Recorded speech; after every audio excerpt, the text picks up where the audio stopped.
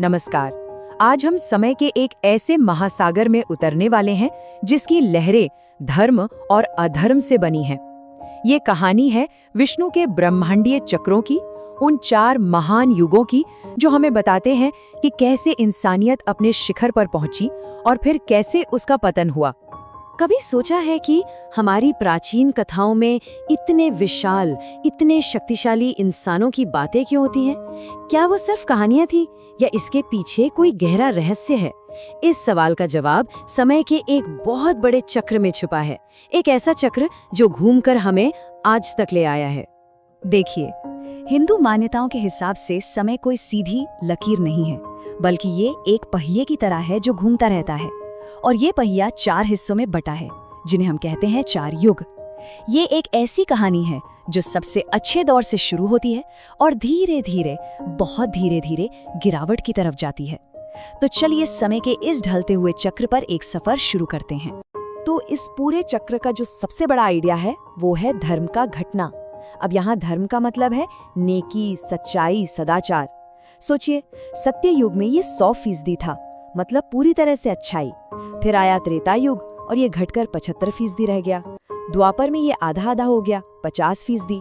और आज जिस युग में हम हैं, कलयुग, उसमें ये सिर्फ 25% बचा है।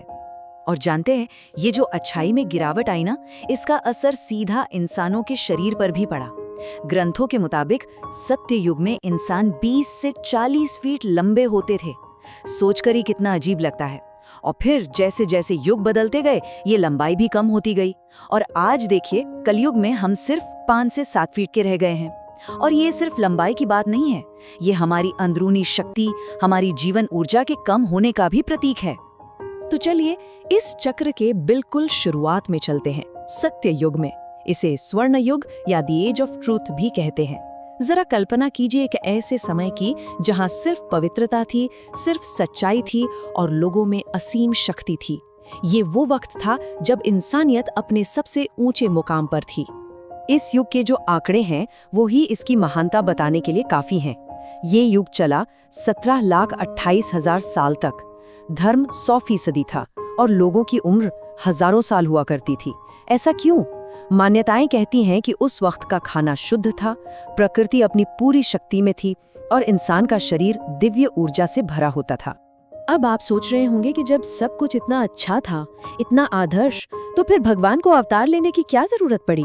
जरूरत थी, ब्रह्मांड के संतुलन को बनाए रखने के लिए। इसीलिए भगवान विष्णु ने 4 बार अवतार लिया, मत्स्य, कूर्म, वराह और नृसिंह के रूप में। इन अवतारों ने ये पक्का किया कि धर्म की बुनियाद कभी कमजोर ना पड़े। अच्छा, अब समय का पहिया आगे घूमता है और हम पहुंचते हैं त्रेता युग में। इसे रजत युग भी कहा जाता है। ये वो दौर था जब दुनिया में पहली बार किसी कमी ने, अपूर्णता ने अपनी जगह बनाई और इसी के साथ धर्म 100 से घटकर 75% रह गया। ये त्रेता युग करीब 12,96,000 साल तक चला। हाँ, अच्छाई अभी भी ज्यादा थी, लेकिन बुराई ने, पाप ने धीरे धीरे अपनी जड़ें जमानी शुरू कर दी थीं। और इसका असर फिर से वही इंसान के शरीर की शक्ति और कुदरत की ऊर्जा पर भी पड़ने लगा। वो भी अब कम हो रही थी। और जब अधर्म धीरे धीरे सिर उठा रहा था, तो उससे लड़ने के लिए विष्णु ने 3 बहुत जरूरी अवतार लिए। वामन अवतार, जिन्होंने देवताओं को उनका अधिकार वापस दिलाया। परशुराम, जिन्होंने अहंकारी और अत्याचारी राजाओं का अंत किया। और मर्यादा पुरुषोत्तम श्री राम, जिन्होंने रावण को हराकर धर्म की स्थापना की। अब आता है तीसरा युग, द्वापर युग। यहाँ आकर तराजू के पल्ले बिल्कुल बराबर हो गए, मतलब धर्म और अधर्म दोनों 50-50%। और जब अच्छाई और बुराई की ताकत बराबर हो जाए, तो फिर बड़े बड़े संघर्षों की नींव पड़ना तो तय है। ये युग चला 8,64,000 साल। इंसानों की औसत लंबाई अब और घटकर सिर्फ 8 से 12 फीट की रह गई थी। और क्योंकि अब अच्छाई और बुराई बराबर की टक्कर पर थे, तो लालच, जलन और बड़े बड़े युद्ध, ये सब बहुत आम हो चुका। और इसी नाजुक दौर में विष्णु के 2 सबसे शक्तिशाली और प्रभावशाली अवतार हुए, श्री कृष्ण और बलराम। भगवान कृष्ण ने तो महाभारत जैसे महायुद्ध में अर्जुन का मार्गदर्शन किया और दुनिया को गीता का वो ज्ञान दिया जो आज भी हमारा रास्ता रोशन करता है, ताकि धर्म को फिर से स्थापित किया जा सके। और अब हम उस युग में आते हैं जिसमें हम और आप, हम सब जी रहे हैं, कलयुग।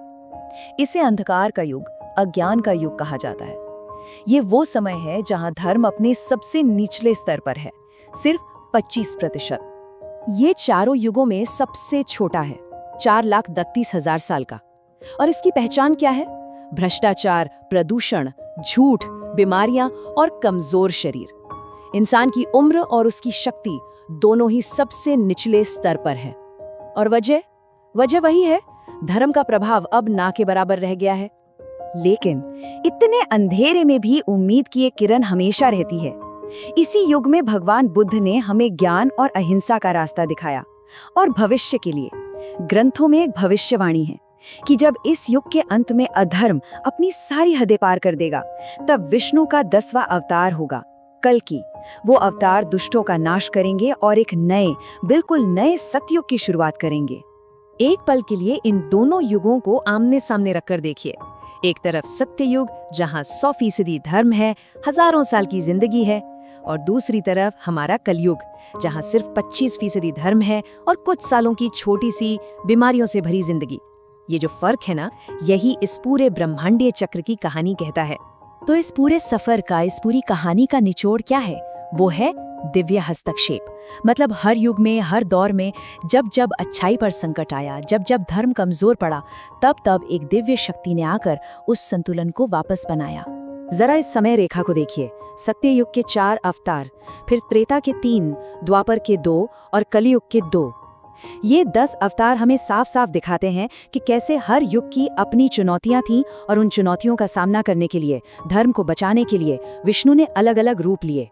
ये सब एक बहुत बड़ी दिव्य योजना का ही हिस्सा है। यदा यदा हि धर्मस्य ग्लानिर्भवति भारत अभ्युत्थानम अधर्मस्य तदात्मानं सृजाम्यहम्। जब जब धर्म की हानि होती है और अधर्म बढ़ता है, तब तब मैं स्वयं को प्रकट करता हूँ। ये श्लोक सिर्फ एक श्लोक नहीं है, ये एक वादा है, एक भरोसा है कि अंधेरा कितना भी घना क्यों ना हो जाए, रोशनी संतुलन बनाने के लिए हमेशा लौटेगी। और समय का यही चक्र हमें एक गहरे सवाल के साथ छोड़ जाता है। अगर हर अंत एक नई शुरुआत है, तो हमारे इस कलयुग का अंत आने वाले सत्ययुग की कैसी सुबह लेकर आएगा? शायद यही हमें सीखना है कि पतन के बाद उठना तय है, और हर अंधेरी रात के बाद सुबह का उजाला भी उतना ही निश्चित है।